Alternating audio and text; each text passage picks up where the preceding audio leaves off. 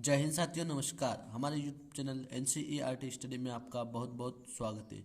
तो आज हम हल करने वाले हैं कक्षा 10वीं गणित चैप्टर 1 का प्रश्नावली 1.2 का प्रश्न क्रमांक 3, जिसमें हमें कहा गया है अभाज्य गुणनखंड विधि द्वारा निम्न पूर्णांकों के HCF और LCM ज्ञात कीजिए। अभाज्य गुणनखंड विधि से हमें HCF और LCM जो है ज्ञात करना है।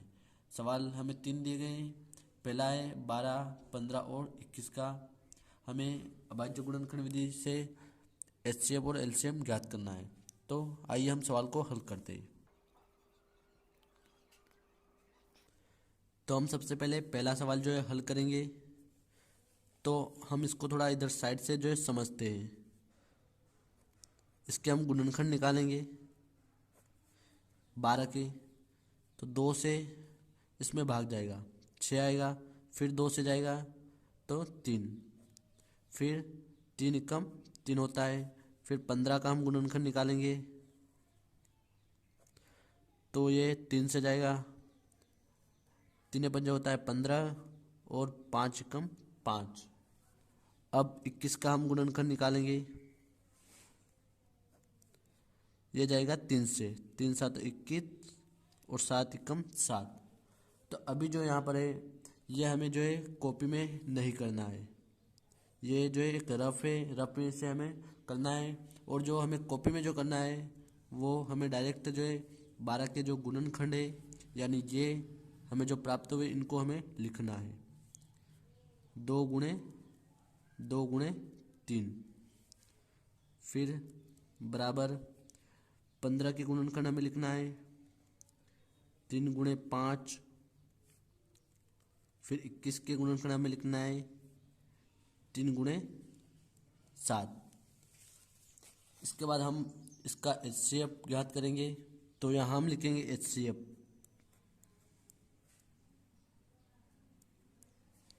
बराबर, यहाँ पर हम देखेंगे HCF के लिए जो भी संख्या तीनों के गुणनखंड में आई है वही जो हमारा HCF होगा।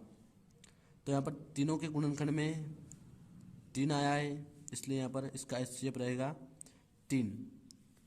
LCM की अगर हम बात करें बराबर, तो यहाँ पर इस 2 को हम लिखेंगे एक बार, फिर गुणे में लिखेंगे 2, फिर गुणे में ये जो 3 इसका जोड़ा बन रहा है तो इसको हम एक ही बार लिखेंगे 3, फिर गुणे में 5, फिर गुणे में 7 और इसका जो है हम गुणा करेंगे। तो यहाँ हमें प्राप्त होगा 420। तो एलसीएम हमें प्राप्त हुआ 420। तो दोस्तों अब हम सवाल नंबर 2 करेंगे, जिसमें हमें संख्या दी गई 17, 23 और 29। तो 17 का हम सबसे पहले गुणनखंड निकालेंगे। तो ये 17 से ही जाएगा, 17 एकम 17। फिर निकालेंगे 23 का, 23 का निकालेंगे तो 23 से जाएगा एक बार, ये 23 एकम 23।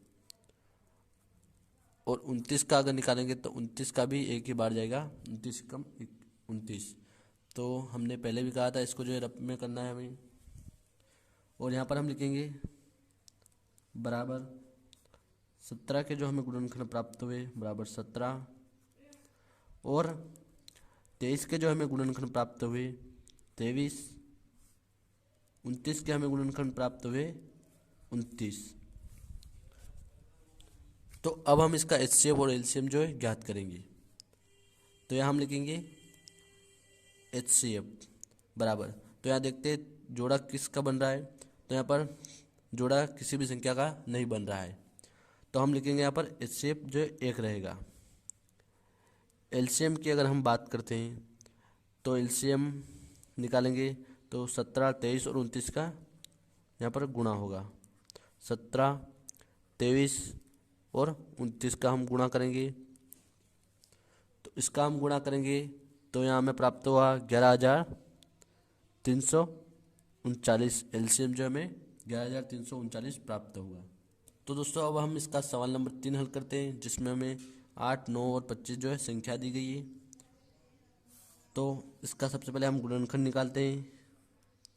2 का गुणनखंड हम निकालेंगे, 2 चौक 8, 2 दूनी 4 और 2 एकम 2। 9 का हम गुणनखंड निकालते हैं, 3 तिया 9 और 3 एकम 3।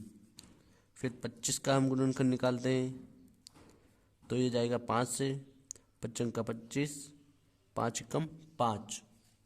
तो अब जो इनके गुणनखंड हम कॉपी में यहाँ पर लिखते हैं।